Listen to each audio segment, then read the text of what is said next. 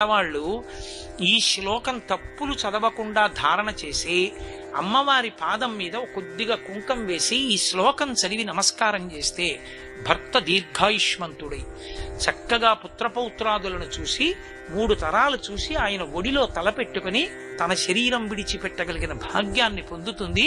పసుపు కుంకాలతో 10 కాలం ఉంటుందంటారు.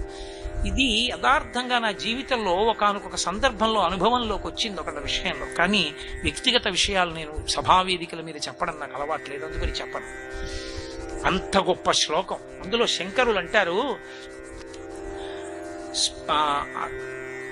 సుధామప్యాస్వాద్య ప్రతిభయ జరామృత్యుహరిణీం విపద్యంతే విశ్వే విధిమకముఖాత్యాది విశదః కరాళం యక్ష్వేళం కబళతవత కాలకలన నశంభోస్తన్మూలం తవ జనని తాటంక మహిమా.